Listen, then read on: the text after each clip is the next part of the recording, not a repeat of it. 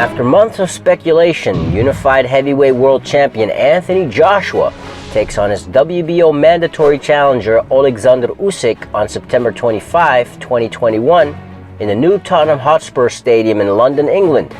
Yet the Ukrainian has been written off by many ever since he stepped up to the heavyweight division and believe Usyk does not stand a chance against Joshua, almost as if to completely forget who Alexander Usyk is and what he brings to the table. Hey Ringsiders, what is going on? This is your host, Boxing's Objective Observer, and welcome back to Ringside Stories. Feel free to like and share. Don't forget to subscribe to the channel and hit that notification bell if you enjoy the content. Today we're talking about 5 things to keep in mind going into Joshua versus Usyk with facts, fairness, and proper context. Let's get into it. Number 1, Hall of Fame accomplishments. Alexander Usyk is a highly touted amateur. He won gold at heavyweight at the same World Championships in 2011, where AJ won silver at super heavy.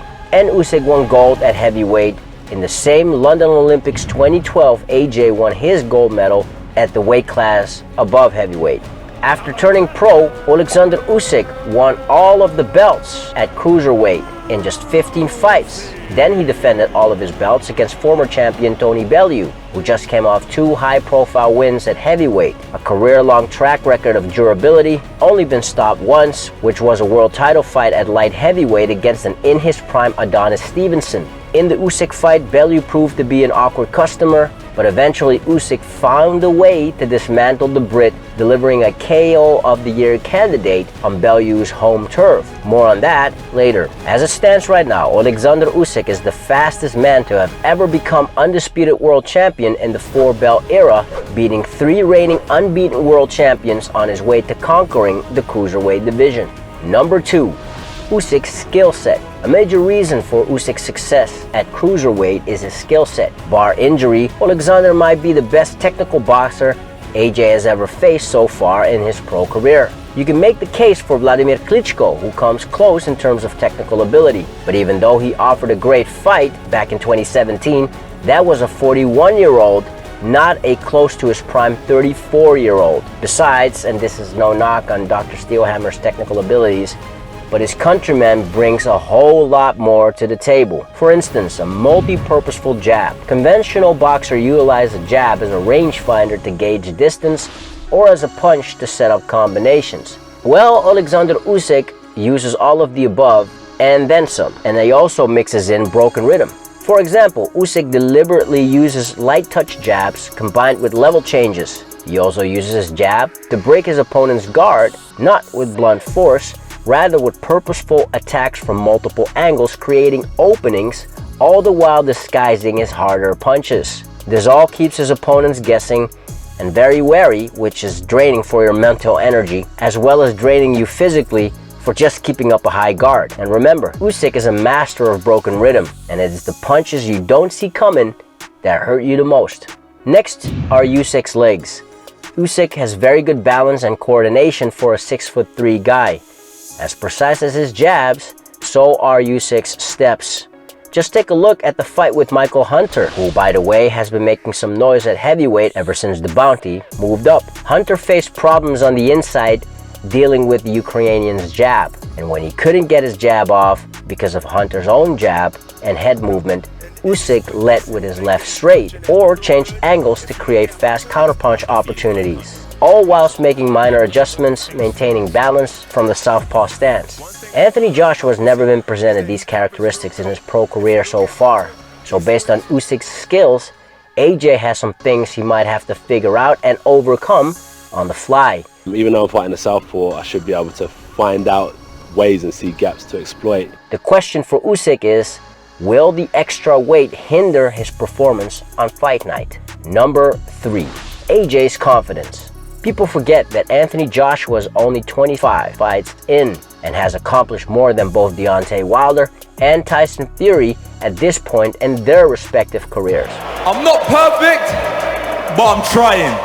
When Joshua lost to Andy Ruiz, he had to make some adjustments, which was clear to see in the immediate Ruiz rematch, and a year later against Kubrat Pulev. Even when he had the Bulgarian badly hurt, Joshua was reluctant to empty the clip, If you play devil's advocate, you can say AJ wanted to be conservative, or from a tactical point of view, Joshua applied a safety-first style, even a bit reminiscent of Vladimir Klitschko's style in the late 2000s and early 2010s. But in my opinion, Anthony Joshua was still dealing with that Ruiz Jr. loss psychologically, and dealing accordingly with these types of situations inside the ring has all to do with experience, which on the flip side, Alexander Usyk has experience aplenty. Number 4, Usyk's experience. Now you know that Alexander Usyk has won all of the belts in just 15 fights, but he did so while being on the road, just like all of his world title wins as well as his title defenses. In fact, Alexander has not had a single fight in his home country of Ukraine since December 12, 2015. So far, Usyk has won and or defended his title in 6 different countries, that being Poland, the United States, Germany, Russia, Latvia, and the United Kingdom. And like former Joshua opponent Alexander Povetkin, Usyk will feel comfortable fighting yet another champ on his home turf. In boxing, styles make fights, and Usyk has been in with a great variety of fighters. Highly skilled boxers such as Marius Bradies and Michael Hunter, who is undefeated at heavyweight at the making of this episode. Pressure fighters such as Derek Chisora, and big punchers such as Tony Bellew and Murat Gassiev. Also, Alexander linked back up with his former trainer Anatoly Lomachenko, who normally exclusively trains his son and 3-weight world champion Vasyl Lomachenko. Anatoly did, however, help Usyk prepare for the undisputed cruiserweight world championship fight against Murat Gassiev in 2018, as well as for Usyk's gold medal run at the 2012 London Olympics. Number 5, heavyweight boxing. I've not been too convinced since he's been at heavyweight. I think AJ will stop him quicker than anybody else. A lot of critics say Usyk is not a big puncher. A lot of critics say Usyk is a small heavyweight and that Joshua walks right through him. Well, Team AJ begs to differ, as they opted to put a rematch clause in the contract. He's had a long, vast amateur career. He got a gold as well, and we've both been on the same trajectory as professionals, and it just shows that the hustlers always meet at the top, right? And that's why we're going to be competing here in this phenomenal stadium. He's a great challenger. That goes to show that even Team AJ rate Alexander Usyk, regardless of what outsiders think of him at heavyweight as a pro so far. I don't think he has the hand speed of an Andy Ruiz, who gave Joshua a lot of problems, a lot of concern. He's a big, strong man, and I just think he's all round too good for Usyk. I think he's going to let his size and his power just sort of dictate the pace early in that fight, and I think Anthony's going to look for an early knockout in that fight. A good big one will always beat a good little one, and AJ's a good big one, because one's a cruiserweight bulking up, and if he bulks up, try and meet him head on, forget about it. That's what his weight class is, isn't they? Well, the world said similar things about Evander Holyfield when he moved up in his day. Proved that he was in fact the real deal, pun intended, toppling Mike Tyson conqueror Buster Douglas in 3. Went on to have a memorable trilogy with Riddick Big Daddy Bowe, who was revered as a big puncher by the way, whose only loss came off the hands of the former undisputed cruiserweight world champion. Usyk won't be able to hit hard enough to bother him because he's too small. Usyk's a good boxer, but that's at the cruiserweight level. I don't think he has the power to scare the heavyweights. Well, you don't need to be a big puncher to win, which is what Usyk has proved during his whole career so far, including his dominant run at cruiserweight. People criticize Usyk's performance against Derek Chisora, but looking back we can conclude that he did a much better job than Joseph Parker, who is a full-fledged heavyweight and a former world champion. Now, the sample size for Alexander at heavyweight in the pros has been very small at the moment. Yet he has shown he can still effectively utilize his skill set even at his newfound weight. But make no mistake, Alexander Usyk will have to answer some questions, including how well he will perform against a heavy hitter who lives at mid-range with a variety of weapons, who has improved his long-range game, his lateral movement, footwork on top of his already existing physical advantages. You know, he's got fast hands, Joshua, and he can punch. And if he does connect on Usyk, he'll be able to do damage. But then again, it's a tall order, because Usyk is he's a real deal, this guy. He's not no mug. You know, he's not too small of an heavyweight. I've listened to all the press and all that.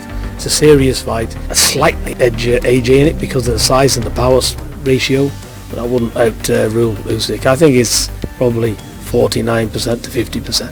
Usyk He's a lot better fighter than people realise he is. And that is exactly why Joshua versus Usyk on September 25, 2021 is an intriguing matchup and the best fight at heavyweight for 2021 so far, especially with an expected crowd of over 60,000 attending the event.